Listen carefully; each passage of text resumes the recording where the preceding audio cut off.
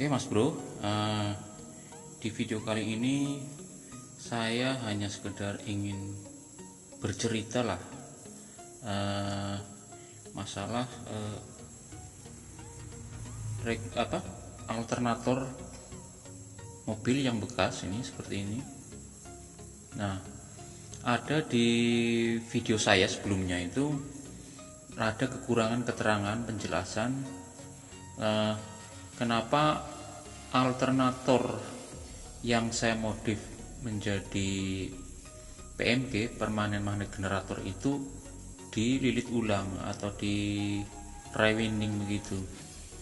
Nah, ada pertanyaan dari orang luar itu, kenapa harus dililit ulang? Karena itu sama saja pekerjaan yang sia-sia.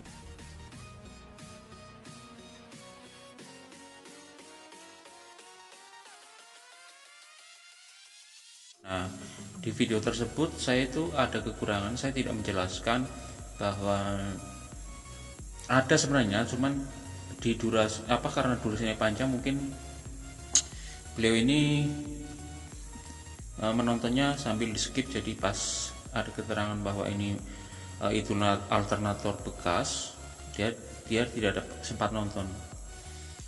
Jadi di video saya sebelumnya itu sebenarnya saya dapat alternator ini seperti ini. Selain dioda rusak, IC regulator rusak, juga lilitan statornya ini juga ada yang rusak. Jadi makanya saya rewinding dililit ulang begitu. Nah, kalau di alternator ini sebenarnya punya teman saya ini akan dirubah menjadi PMG juga, tapi menggunakan magnet neodymium. Nah, kalau yang ini kumparannya, lilitannya atau koilnya ini antara fase 1, fase 2 dan fase 3 ini masih bagus. Nah, untuk mengecek apakah ini lilitannya masih bagus, itu caranya seperti ini. Kalau ini masih lilitan aslinya, belum dililit ulang, biasanya arah lilitannya itu sudah benar. Tapi kalau misalnya kita dapat rusak dan ini lilitannya ini sudah di rewinding atau dililit ulang, biasanya itu arah lilitannya itu salah. Lilitannya salah sebenarnya bisa juga mengeluarkan tegangan, tidak ada masalah, tetap keluar tegangan, cuman tidak maksimal. Karena di lilitan yang arah lilitannya salah, nanti output tegangannya dia saling bertabrakan dengan output lilitan yang lainnya, dan juga berpengaruh di ampernya nanti. Ampernya di bawah spesifikasi aslinya seperti itu. Yang harusnya outputnya misalnya 40 ampere, jadi ampernya berkurang, misal 30 ampere seperti itu. Dan juga kalau lilitan salah, nanti kalau misalnya alternator mobil ini mau difungsikan sebagai motor brushless atau BLDC, dia tidak mau berputar. Cara pengecekannya itu seperti ini. Ini lihat jarum testernya ini ya. Nah, kita tempel satu ini, kita cari mana yang jarumnya bergerak. Nah, ini jarumnya bergerak, berarti ini jika satu jarum ini bergerak, ini satu utas kawat email atau satu koil, atau bisa jadi fase pertama, kedua atau ketiga. Nah, kita tidak terlalu patokan ini di fase 1 atau 2. Kalau misalnya untuk sebagai BLDC, nanti kalau arah putaran salah, kita tinggal balik saja tegangan input dari driver. Nah, setelah ketemu ketemu lilitannya ini yang satu utas ini, kita cek lagi ke output coil lainnya. ada konslet atau tidak. Ini jarum tidak bergerak. Nah, berarti kuil pertama yang kita cek ini bagus. Terus kita cek juga ke bodi ini. Nah, kalau jarum tidak bergerak, dia berarti bagus. Tidak ada konslet ke core ini, stator ini. Nah, ini bagus, berarti tidak bergerak. Terus kart yang kedua. Nah, kita pisahkan ini. Ini sudah kita cek ini.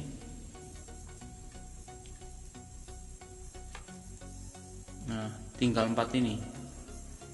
Yang ini tidak bergerak. Nah, ini bergerak, jarum bergerak. Nah, ini fase berikutnya, fase keduanya ini. Fase berikutnya ini. Nah, ini kita cek juga ke fase lainnya, apakah ada konslet atau tidak, seperti ini. Nah, tidak. Terus ke bodi ini juga tidak, berarti lilitan ini bagus. Yang ini, nah ini bagus. Nah, kita pisah lagi seperti ini agar tidak bingung. Berarti tinggal ini dengan ini. Nah, ini harusnya kalau tidak rusak ini jarumnya bergerak. Nah, seperti itu. Nah, ini berarti fase berikutnya lagi, fase ketiga, jarum bergerak. Nah, tadi antar kawat ini, koil ini fase 3 ini sudah kita cek kita sudah tempel ke ujung kawat yang lainnya, dia tidak bergerak seperti ini.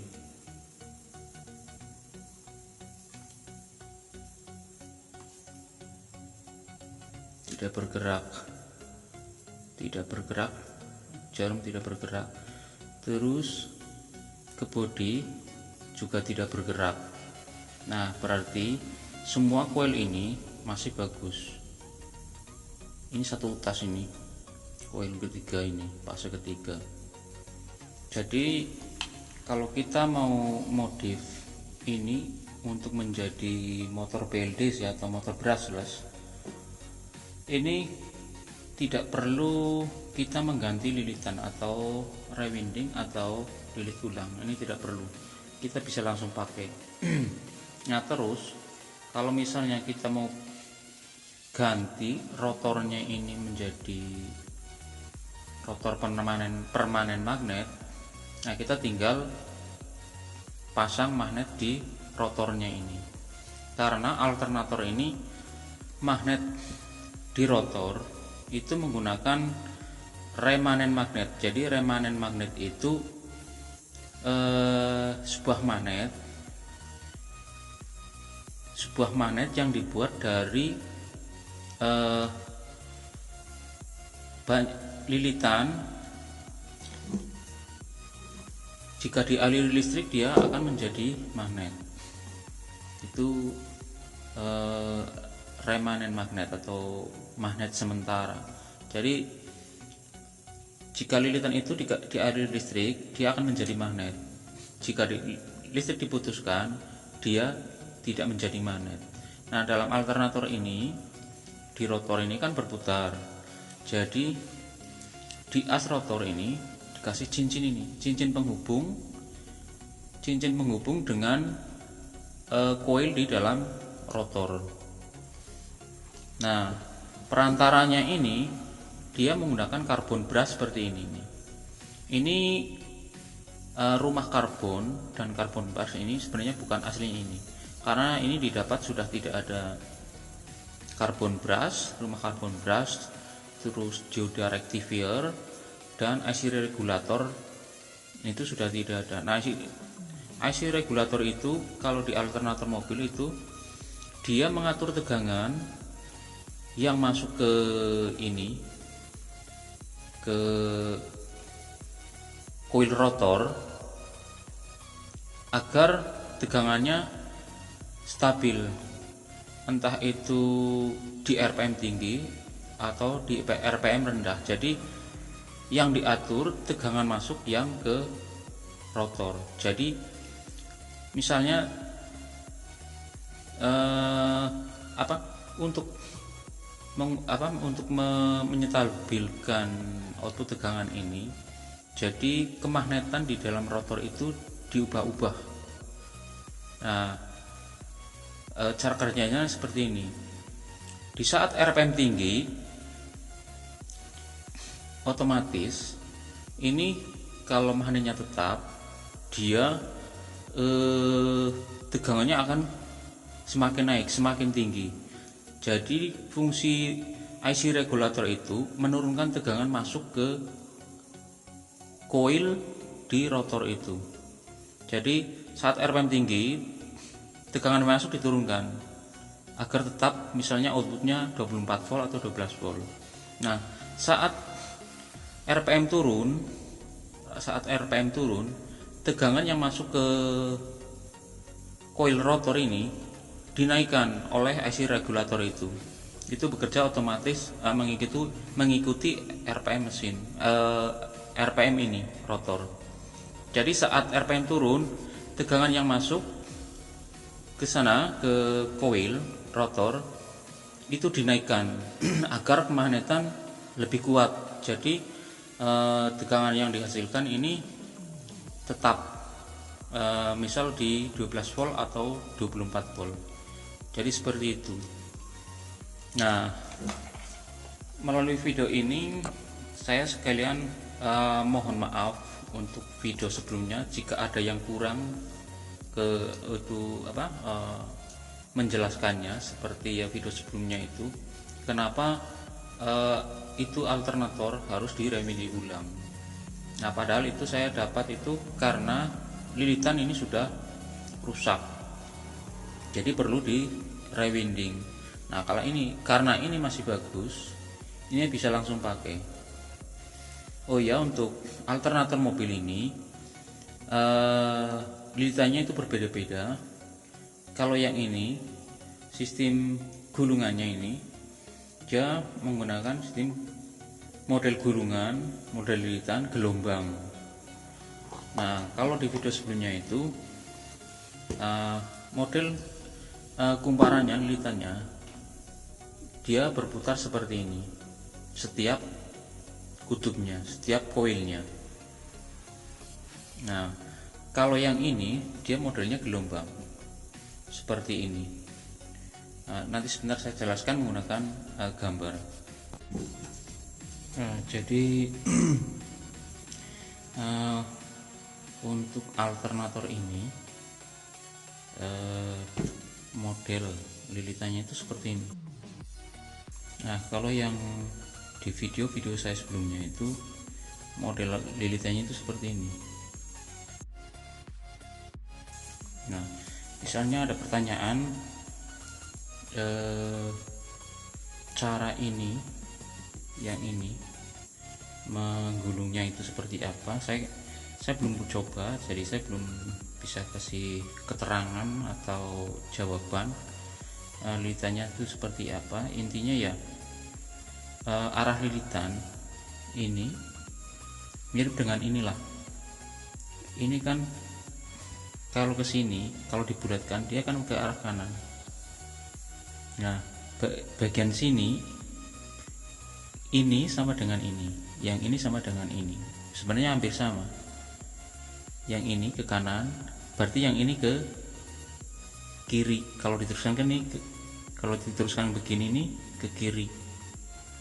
Nah, yang ini sama dengan yang ini ke kanan arahnya. Kalau diteruskan begini arahnya sama ke kanan. Nah, yang ini kalau diteruskan dia ke arah kiri. Sebenarnya hampir sama, cuman modelnya sama saja. Berbeda, maksudnya modelnya berbeda, sama saja tapi modelnya berbeda. Jadi kalau misalnya ada pertanyaan bagus mana antara ini dengan ini, saya belum bisa membandingkan. Nah, saya belum coba yang ini tuh secara RPM, secara torsi saya belum bisa bandingkan, belum sempat tes. Paling di video kali ini saya mau testing ini cara menghidupkan ini seperti apa jika lilitan stator masih bagus, terus yang rotor ini masih bagus. Syukur-syukur kalau misalnya dapat ini dudukan tempat karbon brushnya masih ada dan karbon brushnya masih ada. Kalaupun karbon brushnya tidak ada, kita bisa ganti dengan karbon brush gerinda. Cari yang besarnya hampir sama. Misalnya kalau terlalu besar bisa diamplas, asal bisa masuk ke tempatnya ini. Nah, ini tempatnya karbon brush ini juga sebenarnya masih punya alternator, cuman bukan yang ini punya ini. Ini bekas di alternator saya di video-video sebelumnya ini. Nah, sekarang saya mau tes, saya perlihatkan tes. Menyalakan ini saya solder ulang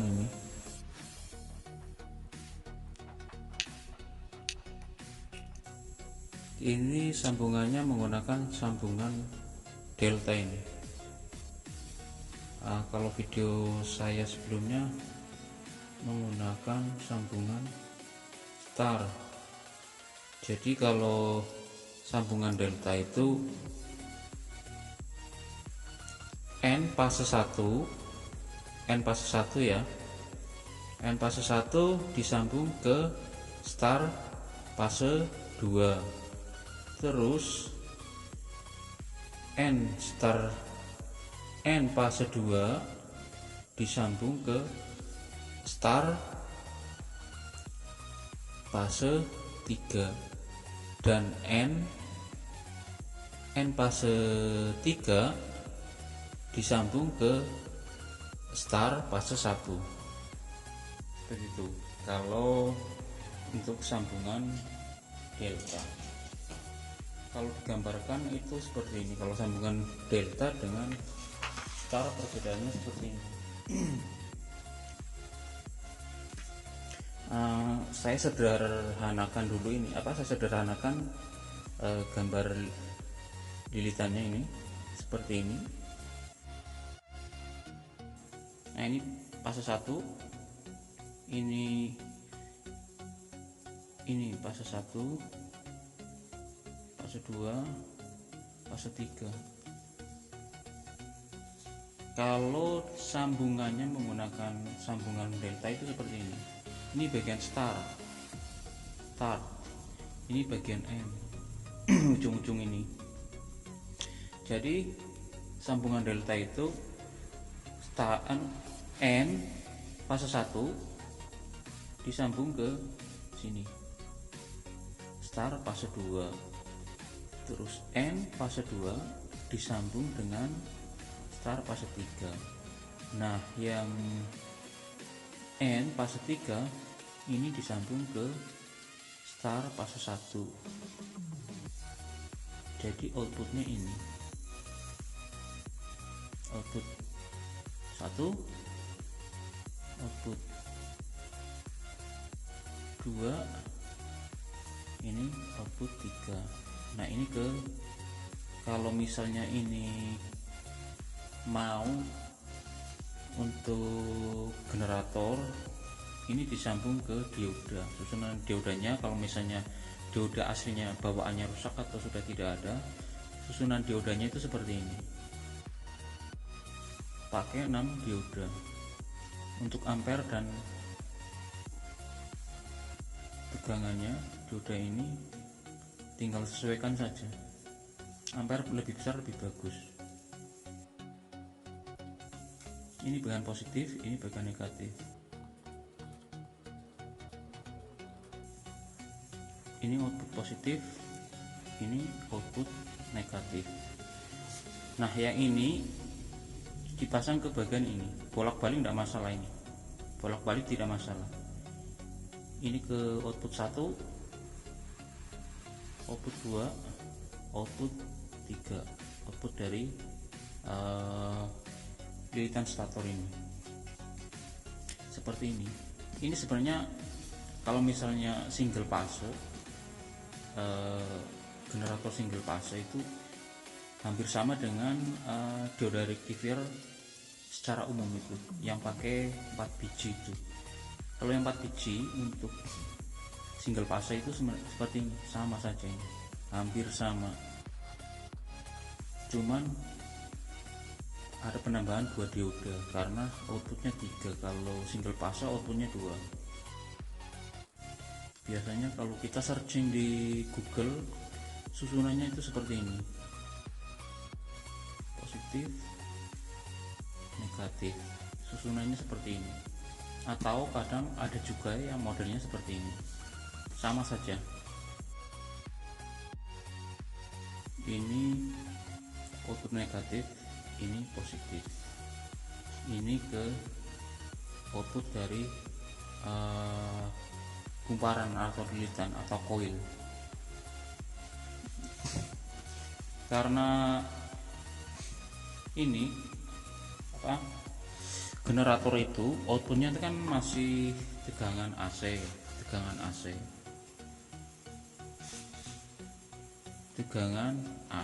jadi outputnya ini sesuai putaran rotor itu, ini di saat tertentu dia keluar tegangan positif atau negatif.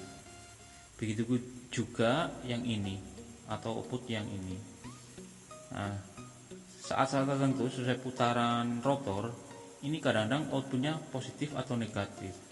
Makanya perlu dioda rectifier ini, dioda perangi arah. Tujuannya itu seperti ini. Saat misalnya kita pasang ini di sini, ini bolak-balik tidak masalah, ini tidak masalah. Ini ke sini, yang 2 ini ke tengah. Nah, di saat ini keluar tegangan positif, ini semacam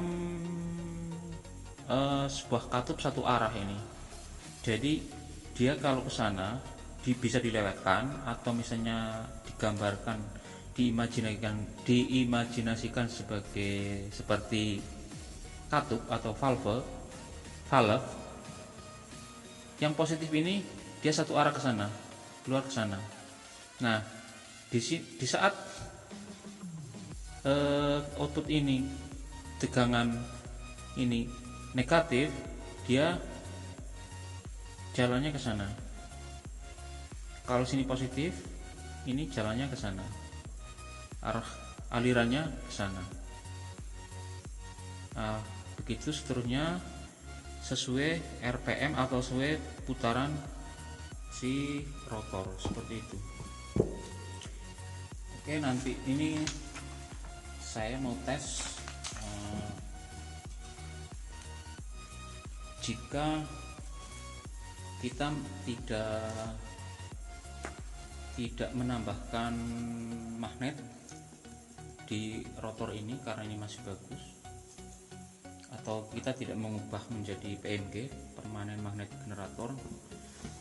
Caranya kita ini yang karbon brush ini yang untuk suplai tegangan ke rotor, kita kasih suplai tegangan 12 volt, baru kita putar ini.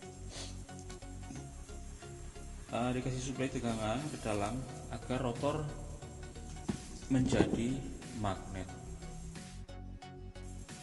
Ini saya menggunakan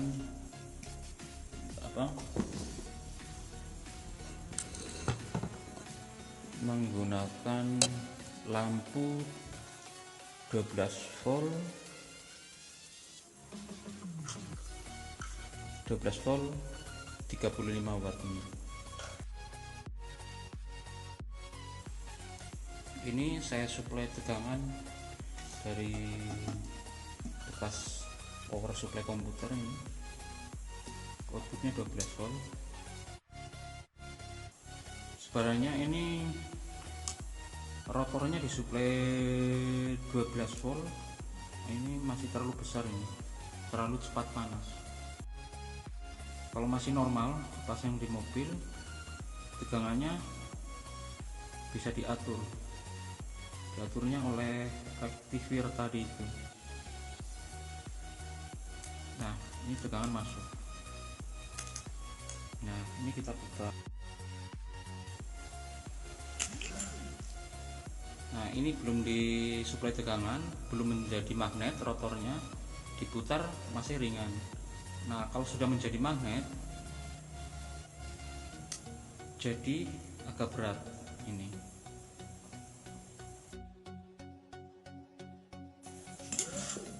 Nah, cukup bagus ini, cukup besar tegangannya. Jadi ini sepertinya kalau hanya untuk keluar tegangan 12 volt ini tidak terlalu membutuhkan RPM yang terlalu tinggi. Oke, seperti itu saja Mas Bro, cerita saya, berbagi pengalaman saya ini. Semoga bermanfaat. Oh iya, ini saya tidak sertakan videonya jika di testing untuk menjadi motor BLDC. Intinya sama dengan video-video saya sebelumnya, cuman kalau ini rotornya masih remanen magnet, jadi rotornya masih perlu disuplai tegangan seperti ini. Kalau sudah diganti magnet rotornya, kita tidak perlu ini. Oke, sekian saja Mas Bro video kali ini dari saya. Sekian, terima kasih.